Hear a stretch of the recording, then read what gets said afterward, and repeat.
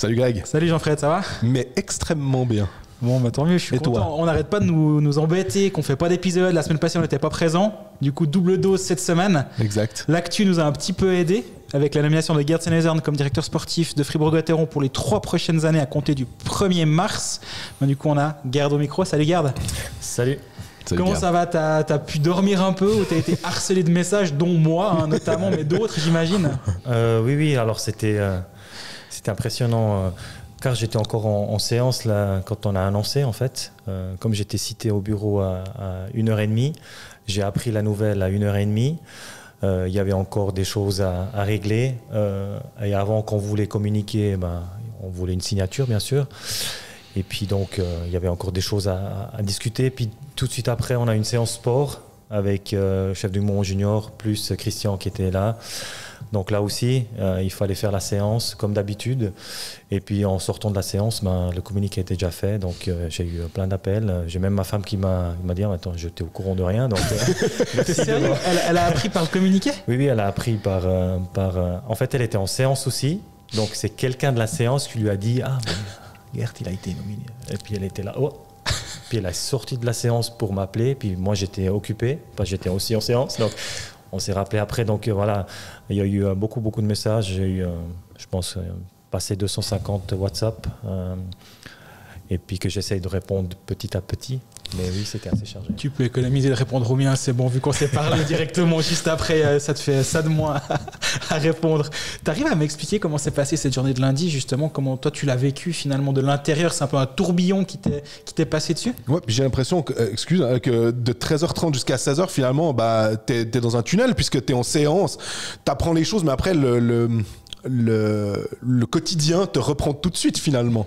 Tout à fait. Alors, comme John m'avait demandé le matin même si j'étais disponible à 1h30, je lui ai dit non, parce que j'avais une séance avec Julien Rode, que je fais chaque 2 semaines, une séance vidéo avec lui. Donc j'ai dit non, je suis pris à 1h30. Il m'a dit ouais, mais il y a Hubert qui est là, on aimerait bien te parler. Je me suis dit peut-être c'est plus important que Julien Rode en ce moment. Donc j'ai appelé Julien pour dire écoute, on peut faire la séance aujourd'hui. Et il m'a dit ouais, il n'y a pas de souci. Et puis je me suis quand même dit il y aura une décision qui va être prise à ce moment-là, j'ai l'impression. Donc je suis arrivé dans le bureau, puis on m'a annoncé qu'ils avaient choisi mon dossier.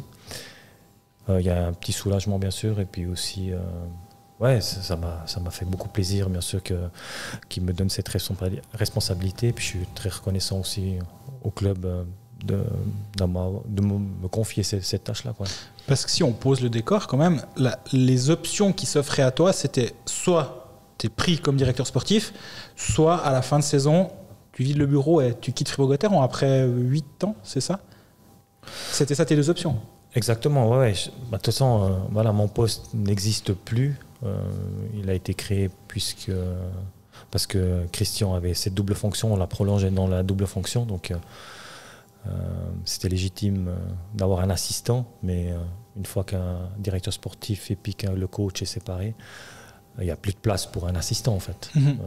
À part peut-être Bern avec le super sportchef et puis le sportchef. Et puis, mais ça c'était même à l'époque, je ne sais pas s'ils ont encore ça maintenant. Ils ont encore le... je pense qu'ils vont l'avoir. Avec plus et Ebet qui viennent, je pense qu'il y aura de nouveau ces deux niveaux de responsabilité. Ouais. La journée se passe, tu la prends, tu es dans un tunnel. Le soir, tu arrives quand même un peu à prendre 5 minutes pour toi, pour réaliser ça finalement, ou c'est pas, y a pas besoin c'est pas aussi important que ça de réaliser qu'on t'a donné le job, ou comment toi tu le vis en fin de journée? Tu arrives un peu à te poser quand même et puis à profiter?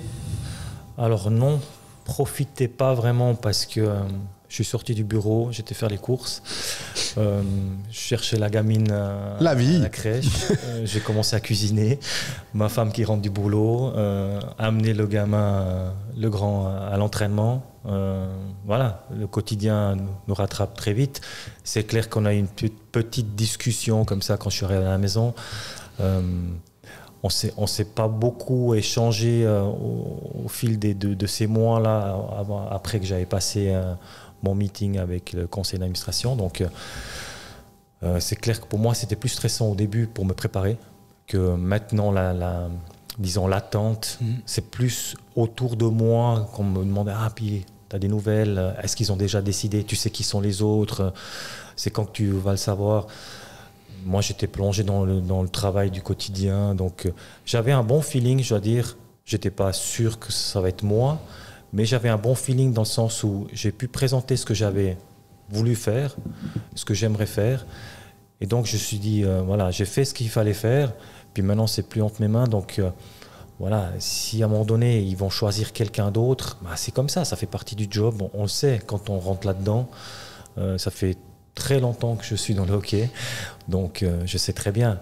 C'est plus facile de le dire qu'après, une fois que c'est annoncé puis que tu n'as pas le job, de se retourner. C'est évident, bien sûr, pour tout le monde qui perd un job. Hein. Mais j'ai travaillé là-dessus aussi dans le sens où on a beaucoup discuté aussi, puis qu'on savait que c'était 50-50 à un moment donné, hein, que je ne sois plus à Gauthieron. Donc voilà, aussi j'étais préparé mentalement là-dessus. Puis pour moi, voilà, c'était quelque chose de tout à fait normal que je passe par là. Et puis que quand ça a été annoncé, ça m'a soulagé un peu, je dois dire. Mais c'est pas non plus que je suis arrivé à la maison puis qu'on a ouvert une bouteille de champagne et puis que voilà, non. On a l'impression qu'il y a la réalité finalement, le quotidien. Tu te dis aller chercher tes enfants. Enfin, finalement, ça, peu importe que tu sois GM de Gauthieron, que tu sois assistant, que tu sois entraîneur, bah, c'est des choses que tu dois de toute façon faire comme un jour de novembre normal finalement. Exactement. Et ça aide un peu aussi. C'est ce que je voulais dire. Et c'est aussi quelque chose qui aide à relativiser un petit peu. C'est clair que c'est un poste important. On sait que Gauthieron, c'est très important pour le canton. Il y a beaucoup de gens qui le suivent. Ça reste quand même un job comme un autre job de direction où il y a une responsabilité. Mais voilà, on est médiatisé et tout ça. Puis l'importance qu'on porte à ce job-là est peut-être plus important qu'un directeur dans une PME. Mais à la fin, c'est aussi des grands jobs de responsabilité. Donc pour moi, ça m'aide aussi à rester les pieds sur terre. On sait que voilà, des fois, il y a des gens qui disent « Ah, mais c'est incroyable, mais t'es le directeur sportif. » Et puis, pour moi, ça ne change rien. Et, je l'ai vécu comme entraîneur. Quand, je vous dis franchement, j'étais entraîneur du jour au lendemain, il y a des gens qui ne me saluaient plus parce que j'étais plus entraîneur de Gauthieron. Ça m'avait frappé, mais c'était impressionnant. C'est que j'étais dans la rue, tout le monde me « Ah, salut, ouais, ça va, bien joué. Hein. » Du jour au lendemain, j'ai fait un pas en arrière. Il y a des gens qui ne me saluaient plus. Donc je me suis dit je me suis peut-être un peu trompé dans l'importance de Gauthieron peut-être dans le canton, mais je ne pensais pas que c'était aussi violent que ça. Ça me fait penser, à part ça, Greg, je pense, tu te rappelles quand on a fait l'interview avec Yann Cadieux, et il expliquait aussi quand il était Yann Cadieux, fils de Paul-André Cadieux, et à quel point, quand il allait à l'école, quand il était jeune, il pouvait avoir un sentiment pareil si son père gagnait ou perdait. Et en fait, quand Gauthieron avait perdu les finales contre Cloton, il était traité comme un paria. Et j'ai pas l'impression que c'est inhérent à Fribourg, parce que je pense que c'est comme ça dans les clubs, mais se rendre compte finalement de la violence que ça peut avoir, l'impact que ça peut avoir de se dire du jour au lendemain, t'es plus rien, entre guillemets. Oui, puis on ne change pas en tant que personne. Alors, j'ai pas l'impression que je change.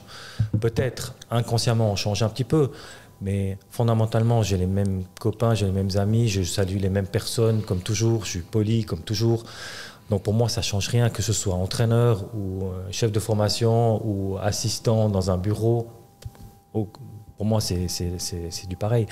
Donc, mais tu as raison, je pense que tu n'as pas besoin d'aller chercher trop loin. Tu demandes à Christian, ses enfants, double casquette, en plus avec la pression qu'il vit, si ça se passe mal ou si c'est passé mal l'année passée en pré-playoff, voilà, ces enfants, quand ils vont à l'école, ils subissent. Hein. Et puis ça, je trouve, c'est dur. Voilà, vous, à la rigueur, vous êtes sur le devant de la scène. On est protégé dans le sens où on a l'habitude, on se protège nous-mêmes. Donc on essaie d'éviter un petit peu d'aller sur tous les forums, de lire les commentaires. Donc c'est la même chose quand tu es entraîneur, tu ne vas pas lire forcément tous les articles qu'il y a actuellement sur l'équipe.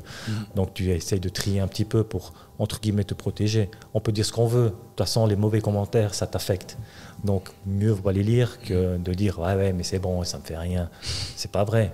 On est tous humains, on est tous sensibles à un moment donné. Donc voilà, il faut trouver des moyens pour se protéger un petit peu. Et du moment que tu sais comment tu veux comment tu le vis, puis où tu vas, dans quelle direction tu vas, ça te donne aussi une certaine force de vivre avec ça.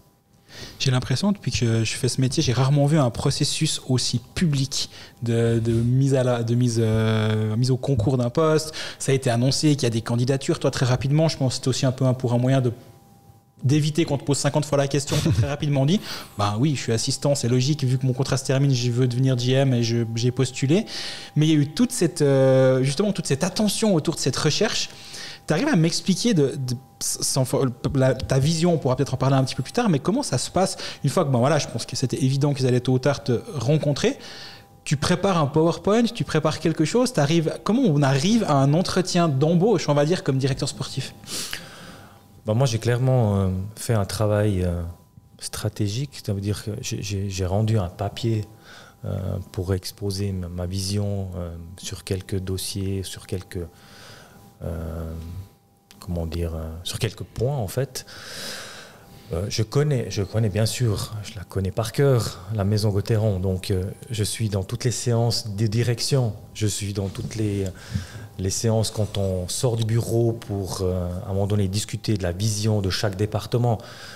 Christian n'a jamais fait ces séances, c'est toujours moi qui les ai fait depuis que John est là, donc je suis impliqué directement si on veut changer des choses, dans la vision qu'on veut donner au sport. Puis après, il y a le chef marketing qui est là, il y a le chef de la gastro, et ainsi de suite. Donc moi, je m'implique déjà là-dedans. Il y a des choses qui sont déjà transmises au conseil d'administration, il y a des choses qui ont été déjà aussi prises en compte de conseil d'administration. Donc pour moi, c'était juste une suite logique dans ma préparation de tout ce que j'ai fait déjà jusqu'à maintenant, dans les réflexions, de dire ok, je vais poser une fois un truc tout à fait normal, standard, avec un fil rouge, et puis après exposer ça. On m'a déjà posé la question plusieurs fois, ouais, mais tu savais très bien ce qu'ils voulaient entendre en fait. C'est pour ça que j'ai dit oui, mais parce que j'étais déjà impliqué dans les décisions, ou qu'est-ce qu'on pourrait changer. Mais moi, j'ai dit, je ne pourrais pas aller dans une séance, me présenter moi, et puis de dire quelque chose que je n'y pense pas, et je ne suis pas convaincu, juste pour défendre mon dossier. Ça serait complètement crétin. Et puis à la fin, tu dois vivre quand même avec ce que tu as exposé, puis avec ce que tu crois. Est-ce que tu as été vexé par cette demande de présenter quelque chose? Moi, on en a parlé aussi sur le plateau des Pécales d'Islandi, et je me disais, mais ça me semblait finalement assez normal de mettre tout le monde sur un pied d'égalité, même si tu avais un avantage de connaître la Maison Gauthieron, mais que finalement, il y a un poste au concours, plutôt que de dire on fait, mais on sait qu'on prendra garde à la fin. Comment tu as senti ça ou tu as ressenti ça? Alors moi, j'ai ressenti clairement dès le début que ce n'était pas du tout quelque chose d'acquis pour moi. Ça, c'est sûr. Et je pense aussi c'est qu'on voulait vraiment voir quelles seraient les différentes options qu'on a à disposition pour ce poste-là. Moi, ça m'a permis... J'étais pas du tout vexé parce que je trouvais ça tout à fait normal. Je me suis jamais dit mais pourquoi ils font ça. J'ai pas du tout analysé le processus en soi, comme pourquoi c'est ouvert. Moi, j'ai trouvé ça normal, et je trouve normal aussi que même si je suis un assistant du directeur sportif, que ce soit pas logique que ce soit moi qui reprenne. Pas du tout. Je suis en fonction d'assistant, donc assez discret. J'essaie d'être en back office. J'essaie de prendre pas mal de charges pour Christian. On est dans toutes les discussions, on est toujours ensemble, dans les tractations on est toujours ensemble, donc j'avais l'habitude de travailler déjà comme entre guillemets un peu un directeur sportif, mais sans avoir la dernière décision, puis sans donner vraiment la direction tout le temps. Mais j'étais très fortement impliqué, mais pour moi c'était pas une évidence. Donc ça m'a permis, d'un côté c'était bien, parce que ça m'a permis vraiment de reculer un petit peu, puis de me poser les bonnes questions, puis de structurer un peu tout ça. Par dire, je vais là-bas, puis de toute façon, ils me connaissent. Salut les gars, qu'est-ce qu'il faut que je vous dise? Non, c'est un processus très sérieux. Pour moi, c'était important que je puisse poser les choses une fois sur papier. Et puis aussi pour eux, je pense que ils ont vu plusieurs candidats. Moi, ça m'intéresserait à la fin, pas de savoir qui, mais ça m'intéresserait quels sont les points qui ont été exposés, que finalement moi j'ai pas exposé, qui pourraient être intéressants pour nous. Donc voilà. Tu prends la copie du voisin et puis tu dis où est-ce qu'il était meilleur que moi. Ouais, ou bien ça serait plutôt à John de me dire voilà, moi on a eu quelques inputs qui me semblaient très intéressants pour le club. Toi tu l'as pas exposé forcément, mais tu l'as juste touché un petit peu. Mais est-ce qu'on peut creuser là-dedans? Qu'est-ce que tu en penses? Et puis voilà, j'ai toujours dit que c'était quelque chose il fallait travailler. À un moment donné, il y a une stratégie, on a une vision, on sait. Mais il y a toujours plein de choses qu'à un moment donné, il faut réadapter. Et comme c'est un travail d'équipe à la fin, voilà, ça sera quelque chose aussi à discuter ensemble. Donc, je trouvais plutôt, pour moi, c'était un atout. Si je dois reculer en arrière par rapport à la décision d'ouvrir le processus, ça m'a permis aussi de bien réfléchir, de bien poser les choses, au lieu de juste dire, voilà, du jour au lendemain, tu vas te présenter, puis tu n'as rien à dire vraiment, mais tu fais du blabla. Et je pense que c'était un processus idéal. Je vais prendre une question d'un auteur qui s'appelle Adrien, qui dit tout d'abord bravo à Gerd. Il va rentrer en fonction le 1er mars 2024. À ce moment-là, l'équipe pour l'année prochaine sera donc probablement déjà construite en grande partie. Est-ce qu'à partir de ce moment-là, tu vas devoir travailler sur 2025-2026 Quelle est ta marge de manœuvre? Il y a une autre question, il y a un autre internaute qui a posé plus ou moins la même question sur ta marge de manœuvre concrète aujourd'hui, si on parle vraiment de l'aspect sportif. Il ne faut pas oublier que comme assistant, je ne suis pas seulement sa secrétaire, je suis aussi son challenger.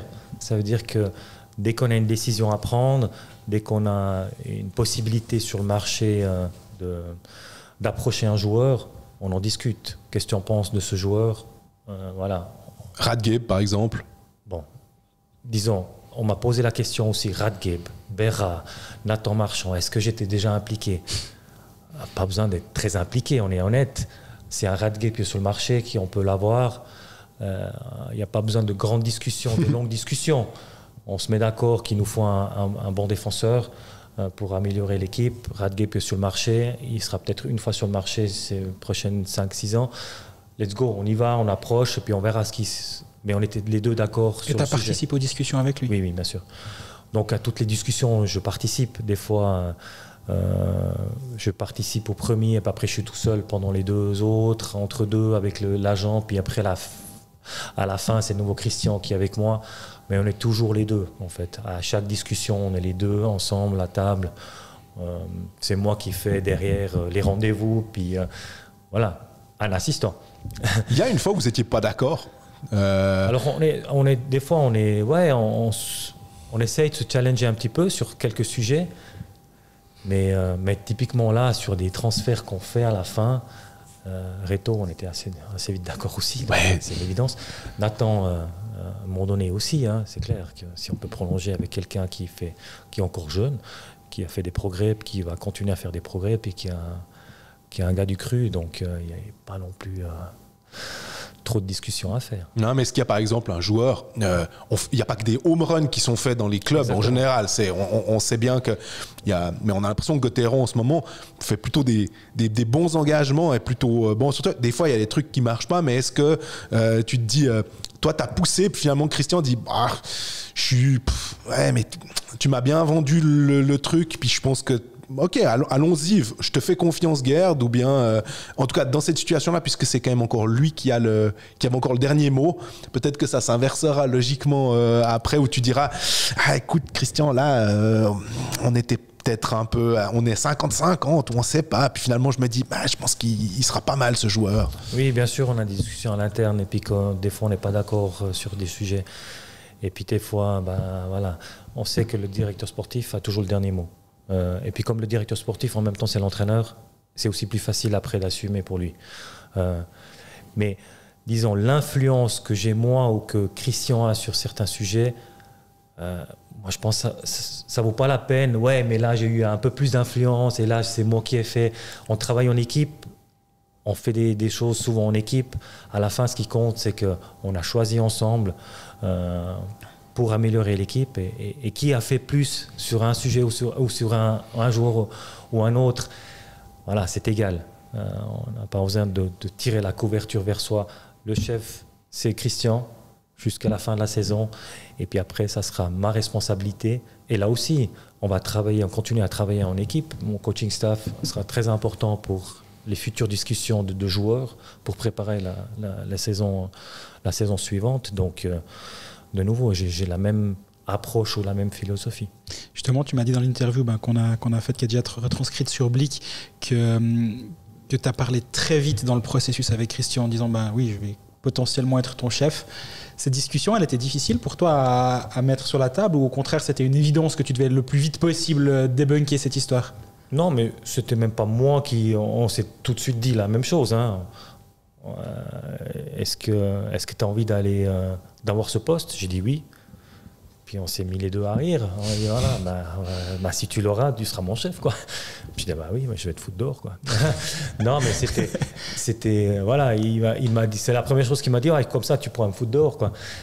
Mais donc c'était assez vite évident que la situation va changer. Et puis que du jour au lendemain, il y aura un chef au-dessus de lui, du moment qu'il a signé un contrat comme entraîneur, seulement comme entraîneur. Donc oui, on plaisante bien sûr parce qu'on se connaît bien, puis qu'on travaille en binôme. Il n'aurait peut-être pas fait la même plaisanterie avec un nouveau chef qui arrive et puis qui ne connaît pas bien ou pas du tout même. Mais oui, c'est quelque chose qu'il faut assez vite verbaliser pour en discuter. Et puis après... mais pour lui, c'était très vite clair aussi, et je le sens très sincère là-dedans, que oui, ça sera toi mon chef l'année prochaine, et puis il faudra aussi me dire ce qui ne te plaît pas, ce que j'ai toujours fait, hein, entre guillemets, sur des sujets qu'on a des discussions. Moi, je lui dis ce que je pense. Aujourd'hui, je suis quasiment jamais impliqué par rapport à l'équipe. C'est ce qui était convenu dès le début. C'est que je ne m'implique pas au niveau de la tactique, ou je ne vais pas commencer à discuter avec les joueurs. Ouais, tu devrais faire ci, tu devrais faire ça. J'ai toujours respecté par rapport à mon cahier des charges mes compétences. C'est clair, comme directeur sportif, il y a une autre implication aussi. Je serai plus à même de discuter peut-être de temps en temps avec des joueurs, hein, pour les prendre à part. Ce n'est pas toujours le coach qui doit leur dire qu'ils ne sont pas contents ou qu'ils sont contents, même contents. Hein, ils n'ont pas toujours besoin de discuter quand ça va mal. On peut aussi de temps en temps féliciter les gens. Donc, mais oui, j'aurai un rôle qui est différent. Mais ça, voilà, Christian est très professionnel, il le sait, il l'accepte et il va l'accepter. On en parle beaucoup comme un désavantage, j'ai l'impression, de ces situations. C'est vite mis en avant. Ouais, mais il va passer de dessous à dessus. Toi, tu arrives à le voir plutôt comme quelque chose de positif qui va vous aider? Oui, je suis entièrement confiant et puis persuadé que ça va être une relation qui va rester en fait une bonne relation comme on l'a eu jusqu'à maintenant, seulement avec quelqu'un qui va décider que ça ne sera pas Christian Dubé cette fois. Mais sinon, comme j'ai dit, ça va être une relation, la même chose comme un directeur sportif qui travaille avec son coaching staff. Donc moi, je ne vois pas de difficulté là-dedans. On voulait une évolution, pas une révolution dans le club. Donc tout le monde le sait. Christian le sait aussi. Donc lui, il préfère peut-être aussi quelqu'un qui a déjà une certaine affinité pour travailler. Puis, on est tous là pour améliorer l'équipe, on est tous là au service du club. On n'est pas là pour sa propre gloire. On a de la chance de pouvoir faire ce métier, on est d'accord. On a de la chance d'exercer quelque chose, on est passionné. Mais à la fin, on est là au service du club. On sait qu'à un moment donné, on ne sera plus là, puis le club va continuer. Et puis qu'on a pu laisser une empreinte. Mais on ne va pas travailler, ça c'est moi qui est le chef maintenant, que c'est moi qui a décidé, puis je vais mettre en avant tout ce que j'ai fait moi. C'est pour ça que j'ai dit avant, c'est égal qui a eu un peu plus sur un sujet, sur un autre. À la fin, l'important c'est qu'on a décidé pour l'équipe, on a décidé pour le club. Et puis c'est comme ça qu'on va continuer à faire. Jouer Sport, un jeu de la loterie romande. Alors on fait une petite parenthèse dans cette interview, on ne va pas faire réagir Gerd sur les cotes du match Lausanne-Fribourg, ça m'a l'air compliqué pour lui de réagir. Du coup, vu que la dernière fois, on n'a pas parié sur un match précis, mais sur des paris à long terme où j'avais parlé de potentiellement jouer Zurich, qui est toujours disponible sur le site de la Loro comme pari pour gagner le titre. Vu qu'on a 2 épisodes cette semaine, on va commencer par faire un pari sur le match qui nous concerne mercredi soir. C'est Lausanne contre Fribourg-Gotteron. Lausanne à domicile sur la loro.ch est à 2,30 contre 1. Le match nul est à 3,60. Et Fribourg-Gotteron est à 2,40.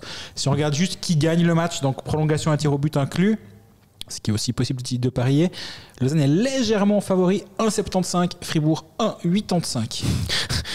Prolongation, Lausanne, favori. Bon, faut en avoir une jolie paire, parce qu'on se souvient que le premier match de la saison, c'était un Gotteron-Lausanne.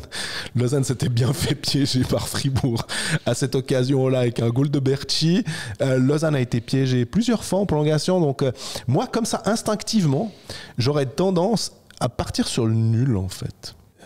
Bêtement. Je trouve que le rapport de force de Gotteron a fait un excellent match contre Berne, a été mal payé, donc on se dit que la roue va tourner et ils vont réussir à faire quelque chose de bien joué et gagner. Puis en face, Lausanne sort d'un bon match contre Zug. Mais est-ce que j'ai assez confiance en Lausanne pour enchaîner 2 très bonnes performances à domicile contre deux équipes de haut classement? Pas forcément, en fait. On va pas se mentir, s'il y avait d'autres matchs que celui-ci, on dirait ouh là là là là, ce Lausanne-Fribourg, c'est compliqué, on va pas toucher. Ouais. Je pense que c'est clairement ce qu'on aurait fait comme choix. Là, on s'est un peu imposé aussi. On s'est pas imposé, mais on trouvait rigolo quand même d'en parler, de proposer un pari, de parler finalement de ce match. Moi, j'aurais quand même tendance à jouer l'équipe à la maison, avec un Lausanne qui fonctionne actuellement bien, un Fribourg qui est un peu dans le creux de la vague, Fribourg qui peut mériter de gagner à Berne et qui doit peut-être gagner à Berne. On en parlera dans l'épisode de jeudi, probablement un petit peu, même si entre-temps Fribourg a rejoué une fois. Fribourg aurait dû gagner à Berne, perd les matchs actuellement, perd des matchs qu'ils doivent gagner, manque de confiance. Lausanne doit être plus quand même en urgence de points que Fribourg, même si c'est un jour ou l'autre, ça risque peut-être de changer si ça continue comme ça, mais l'urgence de points lausannoise me donne envie de jouer Lausanne. La cote à 2,30, c'est une chose, mais moi je me demande si bêtement le handicap est pas plus intéressant de jouer Lausanne qui gagne avec plus d'un but d'écart à 3,20 contre 1. Ouais, la cote est jolie. 3,20 contre 1 à la maison, une petite cage vide et il passe. Ça pourrait être mon pari. Toi, si tu dois choisir entre l'un et l'autre, parce que Pécaliste, non, c'était pas ça le pari. Hein. Non, c'était pas ça c'était à joie. C'était à joie. Ouais. Si ça avait été le pari, t'aurais dit 1-2-2. Ouais, j'aurais dit effectivement, quelque chose comme ça. Hein, parce que Lausanne shoot à 5% à peu près, quelque chose comme ça, c'est temps. Donc ils ont un powerplay qui fonctionne pas au niveau de la réussite.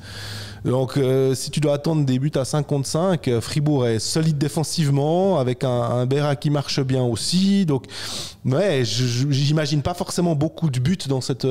ça peut aussi être, à part ça, moins de 6 buts, quelque chose comme ça. Il y aura peu de buts, honnêtement. Les cotes vont dans le sens où il y aura peu de buts. Ouais, donc elles sont pas intéressantes. Ce serait under 4,5 qu'il faudrait jouer. Ouais, et là, ça devient quand même un petit peu compliqué, je pense. Le match nul 2-2 est à 7,70 contre 1, parce que c'est quelque chose que tu peux aussi parier si jamais. Ouais. Le score exact, je trouve que c'est... Tu me diras, c'est rigolo et on essaye de faire des trucs des fois un peu différents, mais je pense que je partirais... J'oserais pas le mettre sur nos réseaux 2-2 à 7,70. Je trouverais ça un petit peu gonflé. Mais petite victoire lausannoise, moi. Mais effectivement, si je devais choisir comme ça, avec... on me dit, tu dois choisir entre l'un ou l'autre. Allez, partons quand même un tout petit peu sur Lausanne, parce qu'à domicile. Donc, nous, ce sera sur nos réseaux sociaux qu'on fera nos choix définitifs. Mercredi, il peut se passer beaucoup de choses. Mercredi matin. Et on va revenir à notre interview de Gerd Senezan. Jouer sport, un jeu de la loterie romande. Si on parle un peu plus de toi et ta personnalité, et de comment tu te vois dans ce rôle, il y a un mot que tu as utilisé avant, tu as dit que je suis quelqu'un d'assez discret. Et j'ai l'impression que quand on est directeur sportif, c'est plus difficile d'être discret. Tu penses que c'est possible de le rester tout en étant directeur sportif, ou tu penses que tu vas devoir toi un petit peu changer, ou pas forcément changer, mais évoluer et peut-être accepter d'être un peu moins en retrait? ou discret, ou je sais pas comment verbaliser ça. Ouais, alors discret, je pense que je resterai comme je suis maintenant. Mais automatiquement, le poste de directeur sportif te demande d'être plus devant de la scène. Et puis pas comme maintenant derrière en back-office, comme j'ai dit avant. On est obligé à répondre. C'est pour ça que je suis là aussi aujourd'hui. Hein. On est obligé de répondre aux médias, on est obligé d'assumer les choix, on est obligé de peut-être de temps en temps secouer en bas dans le vestiaire l'équipe, j'en sais rien. Je l'ai vécu comme entraîneur. À un moment donné, voilà, on a une image de quelqu'un qui est gentil, qui est là, qui est sympa, puis qui est poli. Mais quand on est après dans le vestiaire avec l'équipe, automatiquement on change. On a une responsabilité. Donc on a envie de bien faire, on a une idée, on veut mettre en place. Je le répète, on est au service du club, donc on a envie de bien faire pour que ça avance. On est obligé de changer un petit peu. On est obligé d'avoir peut-être des discours de temps en temps différents. Et puis on n'est pas dans le monde des bisounours. Donc, mais j'ai pas envie de mettre un masque, de dire je suis le chef maintenant, puis que je commence à changer ma voix, je commence à m'imposer différemment sur des sujets. Je suis quelqu'un qui aime bien parler, en discuter, et puis après savoir que je vais devoir prendre des décisions, c'est tout à fait normal. C'est comme quand tu es entraîneur, tu dois prendre des choix, qui joue pas, tous les jours, plusieurs. Donc c'est visiblement ça qu'a plu à Gauthieron, puisqu'ils t'ont donné le poste aussi. Il faut penser que c'est peut-être cette vision-là qu'ils veulent, et pas avoir quelqu'un qui rue dans les brancards. D'ailleurs, la question de JP Simo, elle est, comment dire, elle revient assez souvent. Il y a des gens, c'est un peu la critique, c'est que répondez-vous aux gens qui parlent de copinage avec votre nomination? Et souvent, j'ai l'impression que la grande critique, c'est de dire « Ah ouais, Gauthieron a choisi finalement une sorte d'immobilisme en prenant Gert Sennehuizen parce qu'évidemment, il est copain avec Christian Dubé. » Et puis, moi, ça me gêne un peu en vous connaissant les deux et puis en voyant et en entendant aussi ton discours sur une certaine humilité.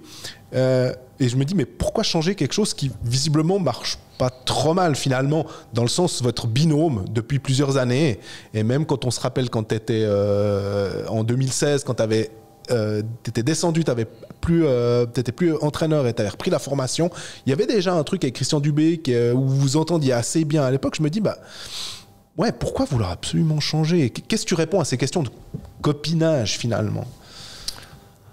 Ouais, alors c'est tout simple, hein, c'est pour ça que le processus, moi j'ai jamais eu de problème avec ce processus. Je l'ai un petit peu aussi comparé dans le privé. Quand tu as un poste ouvert, un poste à responsabilité dans une entreprise, il y a souvent aussi des assistants qui sont là depuis quelques années. Puis on cherche quelqu'un, on ouvre le processus, mais à la fin c'est l'assistant qui a le meilleur profil, et puis qu'on le nomme. On peut aussi appeler ça du copinage. Mais à la fin, je pense que c'est pour ça que le club voulait aussi ouvrir, pour dire à la fin, on veut le meilleur dossier. Et je dis ça pas parce que ça a été choisi moi, pour me mettre en avant, mais je pense vraiment qu'ils ont voulu voir un petit peu différents profils pour voir quelles sont les idées et quelles sont les idées les meilleures pour qu'on puisse avoir de nouveau évolution. Je pense que Christian a certaines idées, il est absorbé aussi par le coaching. Maintenant, avec un directeur sportif qui fait que ça, avec un coach qui fait que ça, peut-être ça amène aussi des réflexions plus larges, un peu plus de temps aussi peut-être. Et puis il y aura sûrement d'autres idées qui vont venir. C'est pas parce que je suis son assistant aujourd'hui qu'on va faire exactement la même chose que jusqu'à maintenant. On a envie d'évoluer, on a envie de changer, on a envie de s'améliorer. Donc c'est à moi d'amener cette nouvelle approche, ou bien peut-être il y a des nouvelles choses qu'on va mettre en place. Donc ça sera à moi de prendre ces responsabilités, puis d'avoir un côté stratégique. Justement, il y a un Onyx qui a posé plusieurs questions pour toi. Il avait plein de questions à te poser. Alors, d'abord, à la fin, il termine en dehors des multiples questions que j'ai eu l'occasion de poser. Je tiens à féliciter Gerd pour sa nomination et je souhaite plein de succès dans ses nouvelles fonctions. Voilà, ça s'est transmis. Une des idées évoquées lors de l'annonce de ce nouveau poste, il a mis nouveau entre guillemets, vu que le poste de directeur sportif existe déjà, ainsi que dans l'organisation générale du club et la professionnalisation du club. Que souhaitez-vous améliorer, implanter au niveau sportif pour passer ce palier qui nous sépare, c'est lui qui le met, qui nous sépare du haut niveau? Du haut du panier. Du haut du panier, ouais. Oui, alors moi j'ai exposé ma vision conseil d'administration. Pour l'instant, Christian est toujours en charge. Je dis ça pas parce que je n'ai pas envie de parler de ce que je vois, mais j'ai d'abord envie qu'on finisse cette saison, on analyse la saison, puisque Christian est toujours en charge jusqu'à la fin de la saison. On analyse la saison, qu'on discute ce qui a été bien, ce qui était peut-être moins bien, on verra. Et puis après, qu'on pose les bonnes questions pour l'amélioration pour la suite. Puis c'est là que moi j'aimerais exposer en détail ce que moi je vois, ce qu'on pourrait changer. Et je connais très bien Christian aussi. Donc je sais plus ou moins dans quel domaine on pourrait profiter un petit peu, justement maintenant qu'il est plus... qui sera plus qu'en charge comme entraîneur. Donc, ce serait des discussions avec le coaching staff et moi. Mais en grande ligne, on va rester sur l'ADN Gauthieron. Ça veut dire qu'on a envie d'avoir une patinoire pleine. Pourquoi? Parce qu'on peut-être on produit du hockey qui est plaisant à voir. Ça, c'est clair. On va améliorer l'équipe. L'équipe, elle est déjà quasiment faite pour l'année prochaine. Donc, pas énormément de changements là-dedans. On va continuer à pousser les jeunes, même si aujourd'hui les jeunes, plus difficile pour rentrer là-dedans. Ouais, on a des questions là, justement, à propos des jeunes, quoi. Voilà, vous savez très bien, et puis ça, c'est pas un secret. Du moment que j'étais entraîneur, que j'ai fait jouer Nathan, Glausi et tout ça, que c'était des très jeunes, on n'avait pas non plus la possibilité ou le budget nécessaire pour aller chercher, pour faire une équipe, l'équipe nationale. Donc, mais pour moi, c'était même pas une question de réfléchir. J'avais cette volonté déjà comme entraîneur. Quand j'ai repris le mouvement junior, c'était pas juste pour avoir des équipes qui gagnent ou qui sont en haut dans le classement. Pour moi, la priorité, c'est de pouvoir essayer de sortir des joueurs du mouvement junior qui puissent devenir professionnels. Pour moi, c'était le premier but. Si on prend l'élite, après il y a d'autres buts sociaux aussi quand on reprend un mouvement junior. Et je continue à pousser dans cette direction. Et je continuerai à pousser dans cette direction. Ce n'est pas un secret non plus. Pour l'entraîneur, ce n'est pas toujours évident. Mais on sait qu'on a quelques joueurs qui sont dans la pipeline. C'est pour ça que je les accompagne aussi quotidiennement. Et puis qu'à un moment donné, il faudra renouveler un petit peu, rajeunir. Il y a des joueurs qui arrivent à la fin d'un cycle. Donc, c'est toutes des choses qu'on discutera puis qu'on est déjà en train de voir un petit peu.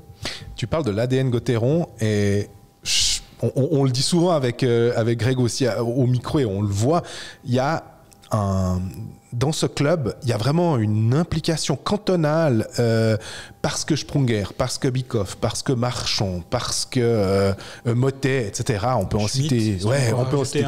Exactement. Est-ce que ça, tu sens un peu cette importance. Par exemple, s'il y avait un David Ebicher sur le marché, les gens font « Ah, pas que ça refasse la même chose qu'avec Glauser, parce qu'on l'avait perdu, blablabla. » Puis là, il y a Berchi qui est revenu, puis il y a Glauser qui est en fin de contrat en 2025. Puis évidemment, le président dit « Ah, nous, on aimerait bien qu'il y ait des Fribourgeois. » Est-ce que c'est compatible aussi avec ta vision ou que ça met un peu un fil à la patte de vouloir absolument un noyau très, très important de Fribourgeois? Non, alors je trouve que c'est important. Je trouve que c'est très important pour les gens qui viennent regarder les matchs d'avoir des Fribourgeois sur la glace. C'est la même chose, c'est très important qu'on ait une équipe qui est compétitive ou bien qui mouille le maillot, entre guillemets. Là aussi, je pense qu'il y a aussi des réflexions à faire.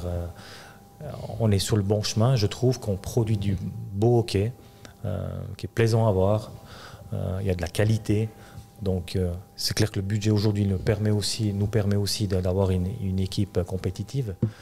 Le but, ça sera de encore plus améliorer les choses. Mais je trouve que d'avoir justement ces joueurs-là du cru sur la glace, c'est quelque chose d'important pour les gens ici. Et pas seulement pour ici. Hein. Si on fait le tour de la Suisse, à un moment donné, quelques années en arrière, ouais, mais nous, on a 7-8 joueurs. Mais si on fait le tour, il y en a plusieurs qui ont autant de joueurs, si ce n'est pas plus que nous, du propre mouvement junior. On n'est plus les seuls Puis que, parce qu'on fait jouer les jeunes, mais voilà, en même temps, on ne peut pas non plus espérer d'être champion. Moi, je pense que c'est compatible les deux. Par contre, c'est clair qu'il y a une fine ligne entre faire jouer les nôtres, qui sont peut-être pas prêts tout de suite, et puis d'avoir une ambition de devenir champion. C'est ça qui est, à un moment donné, il faudra trouver la bonne solution, mais je trouve que de préparer la prochaine génération, et il y aura toujours des joueurs comme un David Ebicher qui, à un moment donné, qui dit je vois pas trop d'évolution ici, il faudrait que c'est mieux que je change. Peut-être il y a aussi une pression de son agent derrière, on ne sait pas. Il y aura toujours ces joueurs-là, et on ne pourra pas tous les garder. Mais pour moi, ce qui est important, c'est qu'on fasse le bon travail pour ramener justement ces joueurs-là. Puis il y en a quelques-uns qui vont rester là, il y en a quelques-uns qui vont partir, qui vont revenir après. Sur la question Glauser est sur le marché bientôt, puis que le président il annonce. Oui, c'est très bien. Bien sûr qu'on a tous envie de ramener un Berchi, peut-être d'avoir un Glauser une fois dans notre équipe ou un Ludovic Weber. Il faut que le timing soit bon, il faut que ça matche au bon moment, il faut qu'on a les sous nécessaires pour ça. Il y a plein de choses. On peut dire, ouais, mais bon, on va trouver de l'argent et tout ça. Oui, on a un budget à respecter. Ça dépend beaucoup du timing. Ça dépend aussi si ce profil est toujours d'actualité, admettons. Et puis ça se peut qu'aujourd'hui, c'est des très très bons joueurs, mais à un moment donné, on ne sait pas. Pour une raison ou pour une autre, peut-être un peu moins intéressant. Ça se peut aussi, je dis, c'est vraiment un scénario Bien sûr. Voilà, qui est peu probable, on est d'accord. Mais il ne faut pas trop avancer les choses. On sait que ça va très vite. On connaît le business, donc on peut toujours dire, ouais, mais on veut ça, on veut ci, on veut ça. C'est comme ma vision ou ma façon de voir les choses. Il y aura pas mal de choses qu'il faudra réadapter. Sur le papier, c'est facile, hein. Le papier absorbe pas mal de choses. Hein. Après, sur le terrain, c'est autre chose. Donc, on sera confronté à plusieurs choses dynamiques à changer. Ça me fait penser d'ailleurs pour les jeunes, les gens, et Dieu sait que nous aussi, on aime beaucoup voir des nouveaux joueurs et tout. Puis il y a la réalité entre les juniors élites, par exemple, et la National League, l'écart est tel que finalement, pour être même pas dominant, mais simplement une pièce utile, il ne suffit pas de dire on a 3 attaquants et puis 2 défenseurs, il n'y a qu'à les mettre. Tu citais Marchand et Glauser avant, peut-être qu'ils étaient eux aussi assez forts pour pouvoir être mis dans cette position-là, puis que des fois on a une génération ou bien il y a des joueurs, on sent qu'ils sont pas mal, mais ils sont peut-être un peu limites, puis on se dit on va pas les griller non plus pour les faire jouer 2 minutes ou 5 minutes par match. Il y a des deux, je dois dire. Il y a une autre époque, hein, Marchand, Glauser, on est tous d'accord là-dessus. Il y avait une autre équipe aussi. C'est plus la même configuration. Et il y a aussi le côté où nous, on doit ouvrir les portes un peu plus. C'est ça. C'est qu'à un moment donné, il faut un peu de courage. Il faut pouvoir essayer d'ouvrir les portes. Mais en même temps, tu as très bien dit, pas tout le monde est tout de suite prêt. Donc, soit on les prépare nous, ou soit ils sont prêts, ou soit ils ne sont pas prêts, on ne les fait pas jouer. Moi, je pense qu'on doit plus les préparer nous, que ce soit dans une intégration directe aux entraînements, comme on le fait déjà maintenant avec quelques joueurs, et après, si on est des blessés, les lancer dedans, parce qu'ils ne vont pas nous perdre un match ou gagner un match, peut-être. Et puis, la deuxième chose, c'est d'avoir aussi un pool de joueurs. On en a 4 actuellement qui jouent en Swiss League. Puis là aussi, les suivre et puis d'essayer de les améliorer pour qu'à un moment donné, ils puissent faire partie du contingent direct de la saison suivante. Donc, je pense que c'est un travail. Et puis, c'est une ligne assez fine entre être ambitieux puis intégrer les jeunes. Mais je suis persuadé que c'est tout à fait possible. Et ça doit être la volonté du club de continuer là-dedans, même si on a des ambitions d'aller chercher le titre. Si tu veux faire rêver les supporters fribourgeois qui nous écoutent peut-être, les Ether, Nicolet, Gallet, Rod, il y a des jeunes que tu vois déjà suivant on va dire un développement normal ou linéaire, ou sans imaginer un saut de qualité énorme en 6 mois, ou une progression linéaire. Il y a des jeunes qui sont, selon toi, déjà dans le futur, tu les imagines dans l'équipe? Oui, moi je pense qu'ils ont tous un potentiel pour y arriver. Je l'ai évoqué avant, des fois ça va vite. On peut être surpris en bien, puis on peut aussi être surpris en mal. C'est pour ça qu'ils feront plusieurs, parce qu'il y en a qui vont pouvoir percer, parce qu'il y a tout qui joue, ils sont au bon moment, au bon endroit, ils ont le caractère pour, ils ont un profil aussi qui va justement actuellement qu'on a besoin. C'est clair que si tu me parles d'un jeune qui a 17 ans, puis c'est un buteur, puis c'est un gars offensif, un peu moins structuré défensivement, mais super talent. Mais aujourd'hui, c'est très très dur de le mettre chez nous, à quelque part. Il faudra le mettre dans les 2 premières lignes. On avait 4 étrangers, plus Berti, Moté. Voilà, il faut déjà être costaud. Schmidt, Sprunger. Pour être costaud, pour être là-dedans, quoi. Absolument. Donc, mais à nous d'essayer de travailler avec ces jeunes et puis de les faire venir. Mais je pense que réellement, il y a des chances qu'on a des joueurs qui vont percer à 100%. Alors, je suis persuadé qu'il y a plusieurs jeunes qui peuvent faire une carrière. De nouveau, peut-être il y en a quelques-uns qui ne vont pas pouvoir le faire chez nous entièrement, mais à nous de leur donner une opportunité, une perspective. Le plus important pour ces jeunes aujourd'hui, surtout avec les étrangers, c'est de leur donner une perspective pour dire, OK, on fait un travail dans le Momo Junior social, parce qu'on a une structure professionnelle, on investit beaucoup d'argent, mais on fait aussi un travail professionnel dans le sens où on donne la chance, on encadre ces jeunes-là pour devenir professionnels. On essaie de les améliorer dans le but qu'ils puissent devenir professionnels. Donc, de nouveau, là, on doit absolument donner une perspective et avoir une démarche, une marche à suivre qui est assez visible pour ces jeunes. Parce qu'ils ne savent pas trop par quel chemin. Il y en a qui vont partir peut-être un peu plus à droite à un moment donné, puis ils vont revenir, mais ils doivent connaître le chemin. C'est comme quand à l'école, il y a plusieurs chemins pour arriver. Si quelqu'un a envie de faire des études, puis aujourd'hui, il se retrouve peut-être pas en pré-gym tout de suite. Déjà, moi, les études, c'est fini. Ben non.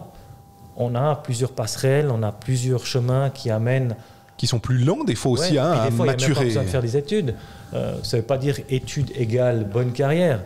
On connaît des milliers de gens qui n'ont pas été très bien à l'école et puis qui sont devenus entrepreneurs et puis qui ont réussi. Après, chacun peut définir ce qui est une réussite. Mais la même chose dans le hockey. Ce n'est pas parce que quelqu'un a marqué 40 buts en junior élite que ça va être un joueur professionnel. Et puis quelqu'un qui a été peut-être plutôt discret, très gros travailleur, mais un bon profil pour... il y a plusieurs profils dans une équipe, un bon profil peut-être pour faire une carrière, puis qu'à la fin, c'est le caractère qui l'a fait qu'à un moment donné, il a persévéré. Il y a des joueurs aujourd'hui qui arrivent sur le marché de la Ligue nationale, National League, ils ont 25 ans, 26 ans. Ça, je pense qu'il y aura de plus en plus aussi. Tu vois des jeunes, à part ça, tu parles de caractère. J'aime bien le côté de se dire, les gars, vous n'êtes peut-être pas le plus talentueux, mais toi, tu y as cru jusqu'au bout.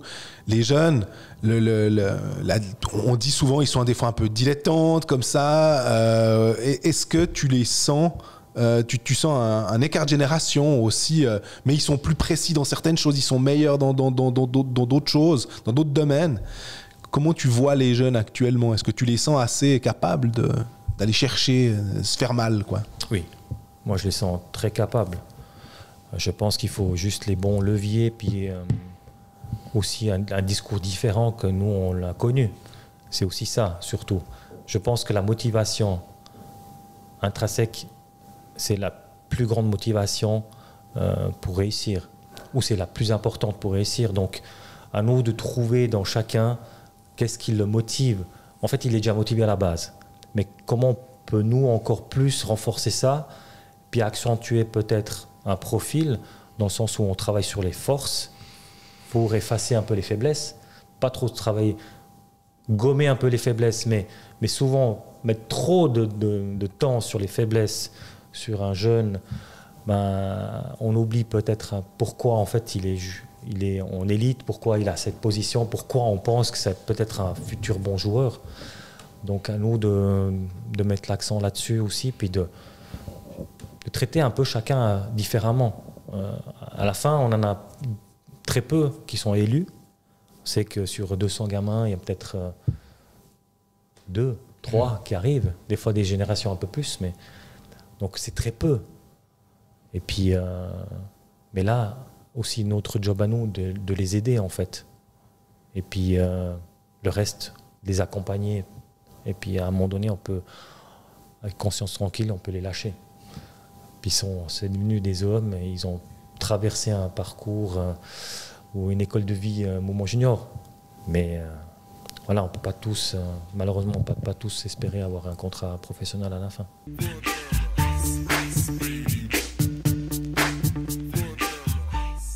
Si on refait un peu ton parcours fribourgeois, on a rigolé hier que tu avais à peu près eu toutes les positions dans la patinoire sauf gardien. Et la buvette. On m'a déjà fait la proposition ce matin. Ah, c'est... Ouais. Alexandre Douce, notre chef de la buvette, m'a dit je cherche quelqu'un si jamais. Puis il s'est dit valaisan, à la buvette, c'est un peu facile.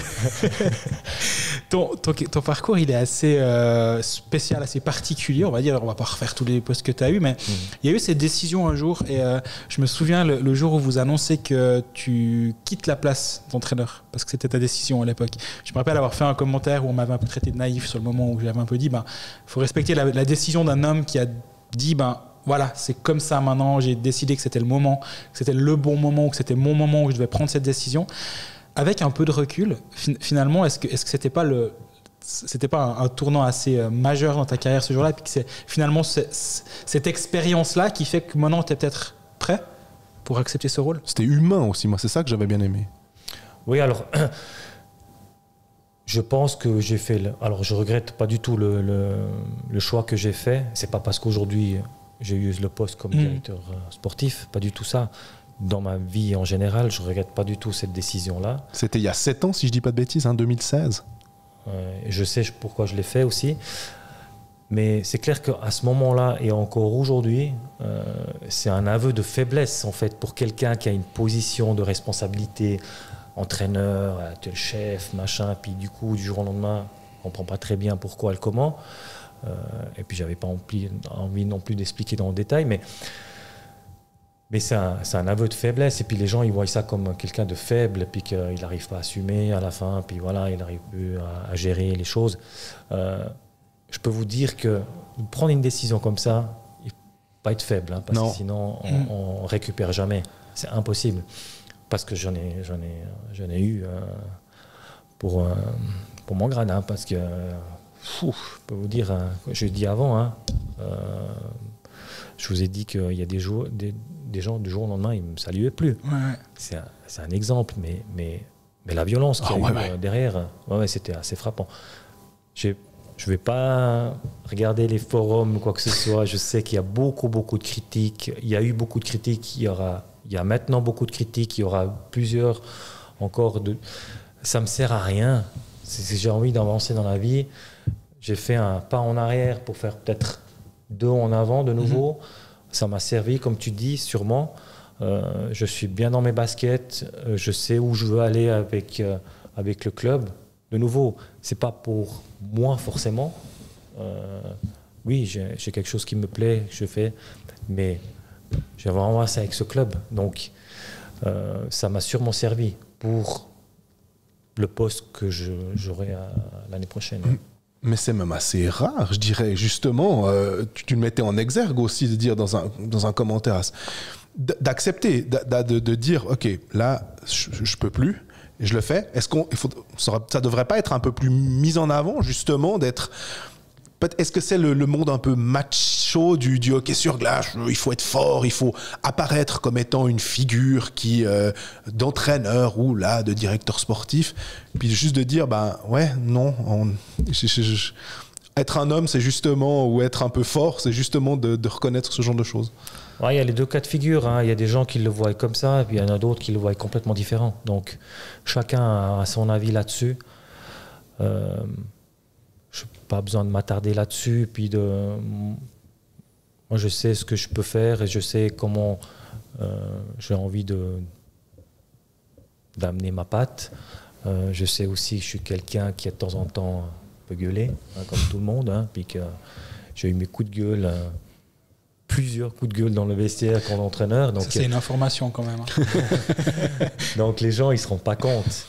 Mais les gens, ils voient aussi, j'ai eu quelques moments qui ont été filmés et puis qui ont été vus par des gens qui me connaissent très bien. Ils me disent, mais c'est pas toi, ça, c'est pas possible. Je dis, oui, mais tu te rends pas compte parce que tu es là-dedans, puis tu es à fond, quoi. Puis tu calcules plus. Moi, je pense que c'est ça qui fait aussi la différence. À un moment donné, il ne faut plus calculer parce que tu es impliqué. Tu sais ce que tu veux, tu sais où il faut faire peut-être des changements, tu sais qu'il faut prendre des décisions, puis tu es dans le truc, quoi. Puis tu endosses un peu ce costume de responsabilité et automatiquement, tu changes.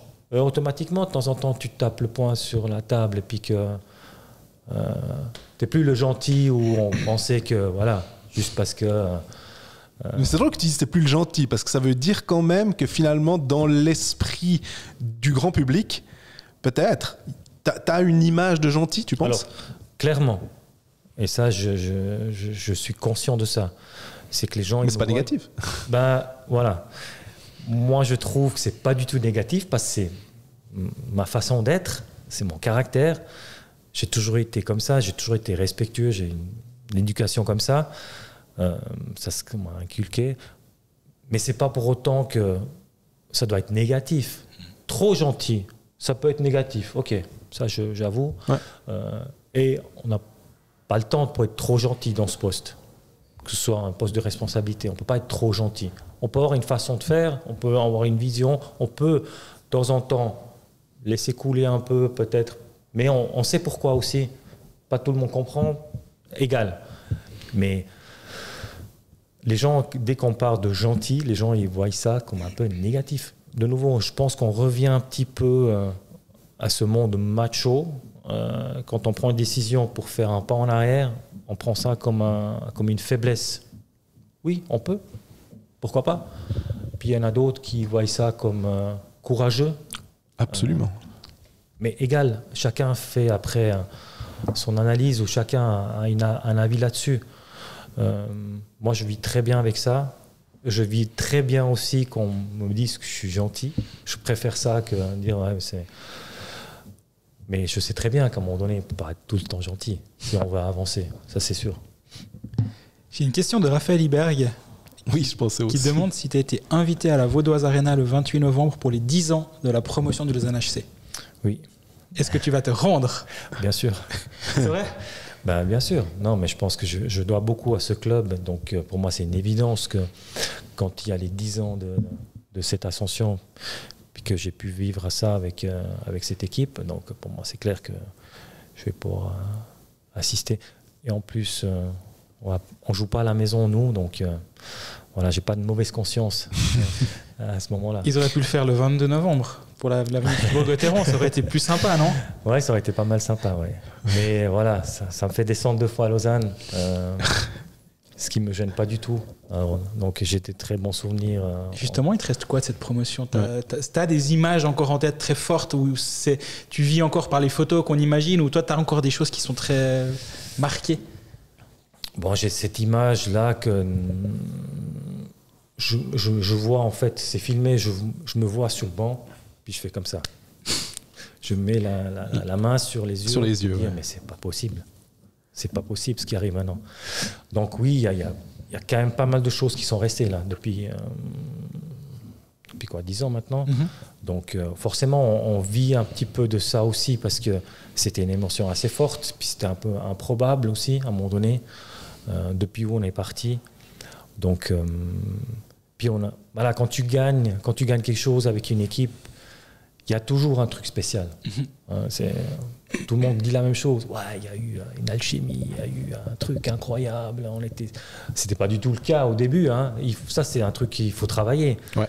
Et une fois que tu as gagné, ouais, tu ressens comme ça. Mais il suffit que tu perdes le dernier match, puis que tu n'as pas gagné, ben, il y a beaucoup plus de négatifs qui sortent. Donc, c'est pas toujours rose, c'est pas toujours bien.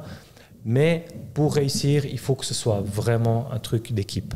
Il faut vraiment que ce soit les gars dans l'équipe ils soient bien ensemble, en général. Il y a toujours des tensions. Hein.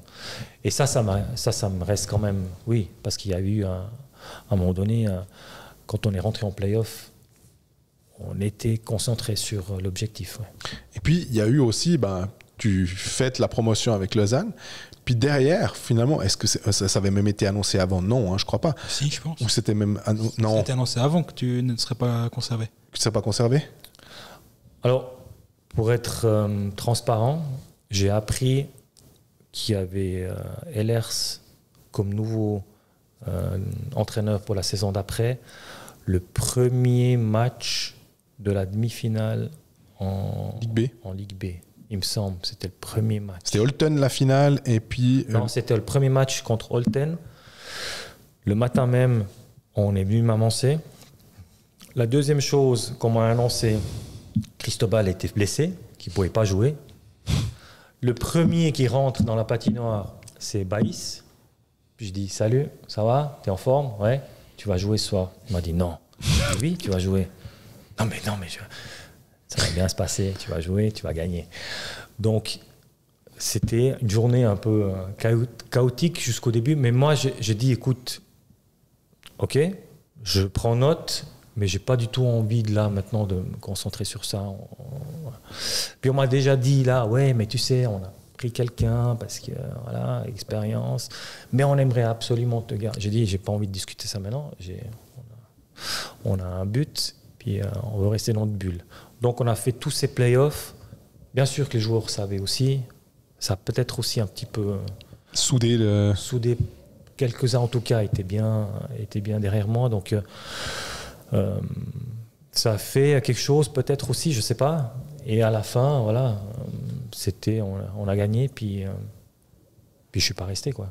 Mais puis du coup, ton image à Lausanne, elle fait partie des gens qui sont adulés. En tout cas, vu que t'as pas connu finalement une saison après où ça aurait pu être pénible, où il y a plus de défaites, puis on se dit il faut changer l'entraîneur. On l'a vu tellement de fois. Finalement, tu es resté avec un super souvenir et les gens n'ont que ce souvenir-là en tête. C'est de dire, Gerd, c'est que du positif, finalement. Ouais, peut-être ça joue un rôle, c'est clair. Moi, je ne voulais pas rester comme assistant parce que je me suis dit... Alors qu'après, tu pars comme assistant à Bienne, non? Ouais, mais c'est une mauvaise combinaison. J'ai gagné avec cette équipe, je suis monté en Liga, tu as un nouveau qui arrive, il suffit que ça ne se passe pas très très bien. Les gens, ils vont se retourner vers moi. J'ai dit, moi, si je veux être assistant, je suis assistant. Je ne suis pas là pour le premier coup, puis commence à scier la chaise du chef pour prendre sa position. Si je suis assistant, puis voilà, let's go, on y va, puis on travaille en équipe. Et je sentais que c'est peut-être plus difficile pour un nouvel entraîneur de savoir, ok, ils ont fait le choix en sachant, peut-être en disant, ouais, de toute façon, on ne va pas monter, hein. Mais maintenant, on a un entraîneur qui sait comment faire pour monter. Puis du coup, on monte. Puis l'entraîneur est déjà là. Mais on veut quand même me garder politiquement. Mais j'ai dit, écoutez, c'est pas une bonne décision. Je trouve que ça va pas être une bonne dynamique entre l'entraîneur et moi. Parce que lui, il va tout le temps penser, même si moi, je peux te dire, c'est comme ça. Moi, je suis ton assistant, je suis là pour aider. Il va tout le temps penser la même chose. Puis j'ai dit, ça sera pas bien pour le club. Donc, on a eu quelques discussions. Il y a eu pas mal de pression aussi au niveau du public, des sponsors auprès du président. Mais à la fin, j'ai dit non. Voilà. Je veux être assistant à quelque part d'autre. J'ai eu de la chance que Kevin m'avait pris. Parce que lui, il avait... Schlepfer, donc. Hein. Schlepfer. Il avait déjà signé quasiment quelqu'un. Puis il m'a dit, ouais, mais je signe dans 2 jours, je signe un assistant. J'ai dit, ouais, ok, mais tu peux venir quand? J'ai dit, je viens maintenant, si tu veux. C'était entre les deux matchs de la finale. Donc, entre le premier et le deuxième, ou le deuxième et le troisième match, je ne me rappelle plus. Non, entre le premier et le deuxième, parce que j'ai su le premier.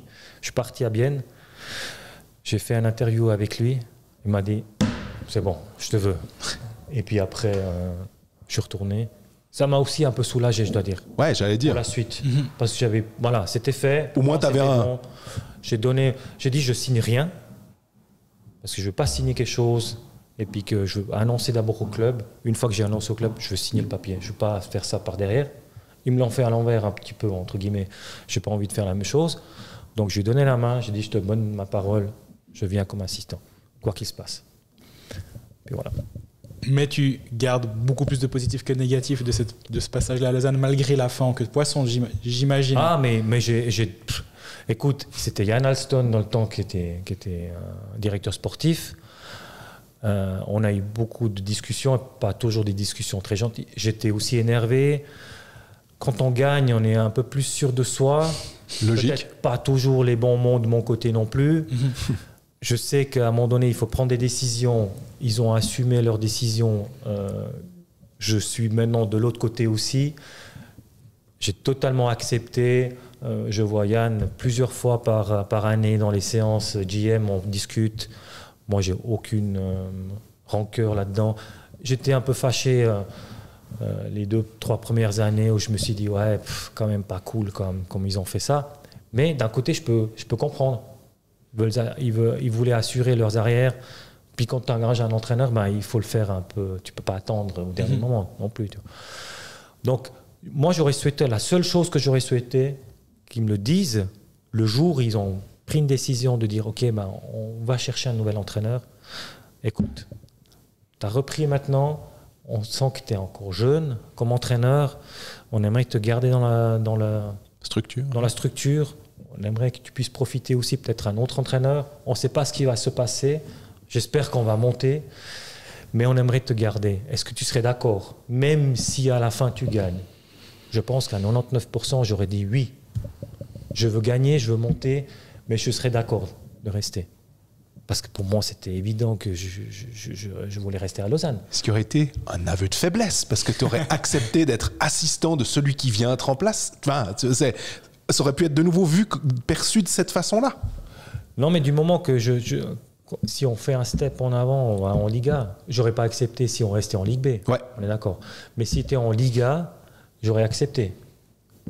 Donc, pour moi, c'était de nouveau un échelon plus haut. Faire quelques années en assistant en Liga, voilà, c'est quand même autre chose que... Ce que tu as fait finalement au bout du compte. Ce que j'ai fait, ouais.